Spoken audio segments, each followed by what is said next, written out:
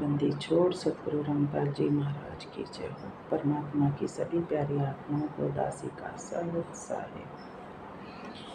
परमात्मा की सभी प्यारी आत्माओं से दासी का बार बार यही निवेदन होता है कि वे ज्ञान अमृत एवं षड्यंत्र का विष नामक पुस्तक पढ़ें और राष्ट्रीय समाज सेवा समिति उर्फ मैनेजमेंट के कुकर्मों के और षड्यंत्र के विषय में जानकारी प्राप्त करें।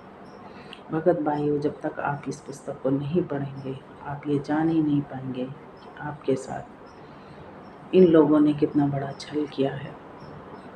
ये लोग कहते हैं इस पुस्तक को पढ़ने से आप गुरुद्रोही हो जाएंगे, आपका नाम खंड हो जाएगा। ऐसा नहीं है। गुरुजी ने स्वयं कहा है कि जब तक आप किसी की पुस्तक नहीं पढ़ेंगे, तब तक कैसे जान पाएंगे कि किसका ज्ञान सही है और किसका गलत है। इसलिए इस पुस्तक के बारे में मन से ये विचार निकाल दीजिए कि इस पुस्तक को पढ़ने से आपका नाम खंड हो जाएगा। 5 महिलाओं और एक बच्चे की हत्या करने वाली ये राष्ट्रीय समाज सेवा समिति, इसके गुंडे, जिनके कारण आज हमारे गुरुदेव जेल में यातना सह रहे हैं। 9 वर्ष हो गए। परमात्मा ने इन्हें 9 वर्षों का टाइम दिया ताकि ये लोग अपने कुकर्मों की परमात्मा के सामने माफ़ी मांग लें, लेकिन नहीं, कुत्ते की पूंछ की तरह ये लोग टेढ़े के टेढ़े ही रहेंगे। इनकी मंशा सिर्फ माया है। माया के खातिर ये लोग गुरुजी को भगवान तो क्या, इंसान भी नहीं मानते। इनका पूरा परिवार स्वार्थी है। ये लोग स्वार्थी हैं। करोथा कांड से लेकर बरवाला कांड तक ये लोग गुरुजी के खिलाफ इतने षड्यंत्र किए कि जिनकी गिनती भी नहीं की जा सकती। 2009 में जब करोथा आश्रम गुरुजी को वापस मिल गया था, उस समय विद्या दासी गुरुजी की सेवा में लगी हुई थी। विद्या दासी ने अपने इंटरव्यू में साफ साफ बताया कि मैनेजमेंट के लोग गुरुजी को दुखी करने का एक भी अवसर नहीं छोड़ते थे। हर समय गुरुजी की आज्ञा के विरोध में चलते थे। भगत आत्माओं, ये लोग स्वार्थी हैं। इनके जाल से निकलकर परमात्मा के बारे में सोचो, उन्हें जेल से छुड़ाने के बारे में सोचो। एक तरफ तो ये लोग कहते हैं कि परमात्मा, गुरुदेव परमात्मा है, और दूसरी तरफ काले कमांडो बनाकर ये उनकी सुरक्षा करते हैं। भगत भाइयों, ये सोचने की बात है कि आज गुरुजी जेल में दुखी हो रहे हैं, दुबले पतले हो गए हैं, यातनाएं सह रहे हैं, और ये लोग नए नए आश्रम बनाकर, नए नए उत्सव बनाकर उनका जन्मदिन मना रहे हैं, अवतरण दिवस मना रहे हैं, कबीर उत्सव मना रहे हैं। जगह जगह इतने आश्रम खोल दिए, इतने नामदान केंद्र खोल दिए, सब फर्जी। गुरु की आज्ञा की अवहेलना करके इन्होंने सारे काम किए। भगत आत्माओं, आपको जागने की जरूरत है। इन लोगों ने गुरुजी के नाम से कितनी ही पुस्तकें छपवा डाली और उनमें अश्लील भाषा का प्रयोग करके हमारे हिंदू देवी देवताओं के बारे में अश्लील भाषा का प्रयोग करके पूरे समाज में वो पुस्तकें बंटवा डाली, भक्तों को गुमराह किया। भक्तों को सेवा के नाम पर ये पुस्तकें पूरे विश्व में बंटवा दी, फ्री में, 20-20 रुपए में। इनका मुख्य उद्देश्य यही था कि संत रामपाल जी महाराज के ज्ञान को बदनाम किया जाए। और जब इन्होंने देखा कि रामचंद्र जी ने इनके षड्यंत्र के बारे में जान चुके हैं और उन्होंने इन पुस्तकों पर कड़ी कार्रवाई करने के लिए इन पर जूता आंदोलन चलाया, तब इन्होंने एक और षड्यंत्र रचा। फास्ट इंडिया न्यूज़ चैनल के माध्यम से इन्होंने शास्त्रार्थ रखवाया और विजयन सोलंकी का ध्यान उन्हीं अश्लील भाषाओं पर केंद्रित कराया।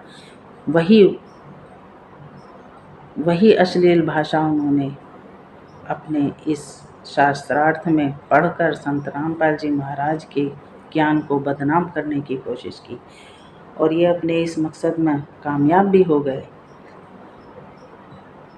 बहुत चर्चा हुई पूरे विश्व में, भक्तों ने इनका बहुत विरोध किया, लेकिन ये सब कराया इन्हीं लोगों का था। ये लोग संत रामपाल जी महाराज के ज्ञान को बदनाम करना चाहते थे, जबकि इनमें से कोई भी पुस्तक गुरु जी द्वारा लिखी गई नहीं है। और जो पुस्तकें 2006 में लिखी गई थी, उन पुस्तकों में इन्होंने बहुत बड़ा बदलाव किया है। ऐसी भाषा का प्रयोग किया है जिससे आप अपनी बहन बेटियों से पढ़वा नहीं सकते। परमात्मा ने 9 वर्ष का समय दिया है, लेकिन ये लोग बदलने वाले नहीं। इन लोगों को माया ने अंधा बना दिया है, इनकी बुद्धि छल्ली है। भगत आत्माओं, आप इनके जाल से निकलो और इनके षड्यंत्र के बारे में जानो। ये पुस्तक पढ़ो, ये ज्ञान अमृत एवं षड्यंत्र का विष नामक पुस्तक पढ़ो और इनका विरोध करो। इनसे पूछो कि आखिर संत रामपाल जी महाराज एक दिन के लिए भी पैरोल तक के लिए बाहर क्यों नहीं आ पाए हैं। ये सब इनकी चाल है, षड्यंत्र है। ये लोग खुद गुरु बनकर बैठ गए हैं, नाम दीक्षा दे रहे हैं। गुरु जी ने स्वयं कहा था कि ये राष्ट्रीय समाज सेवा समिति मेरी नहीं है, मैंने कोई कमांडो नहीं बनाया। लोगों ने मुझे कैद किया हुआ था, मैं छुपा रहा, इसलिए बच गया। भक्तों, परमात्मा की इन वाणियों पर विचार करो। आखिर गुरु जी ने ये सब बातें इनके बारे में क्यों कही? ये सब बातें गुरु जी ने कोर्ट में क्यों कही? ये सच्चाई है, इन लोगों की असलियत है। जब तक आप इनके बारे में जानने की कोशिश नहीं करोगे, आप अनजान ही रहोगे और गुरु के द्रोही बनते रहोगे।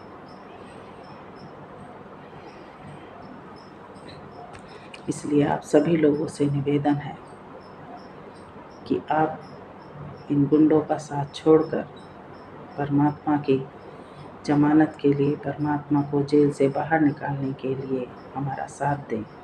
इनका साथ छोड़ें। ये लोग आपको आपकी भक्ति का नाश करवा रहे हैं, आपको गलत राह पर डाल रहे हैं। ये लोग तो गुरु जी को मारने तक का प्लान बना चुके थे। भगत आत्माओं, ये लोग सुधरने वाले नहीं हैं। जब तक इनके खिलाफ आवाज़ नहीं उठाई जाएगी, आंदोलन नहीं किया जाएगा, ये लोग अपने कुकर्मों से बाज नहीं आएंगे। इसलिए आप सभी लोगों से निवेदन है कि आप हमारा साथ दें, इन लोगों का साथ छोड़ें, इनके कुकर्मों का पर्दाफाश करें और इस पुस्तक को पढ़कर मीडिया के सामने सच्चाई रखें, पूरे संसार के सामने सच्चाई रखें और बहुत जल्दी सारी सच्चाई पूरे विश्व के सामने हम लोग लाकर रहेंगे।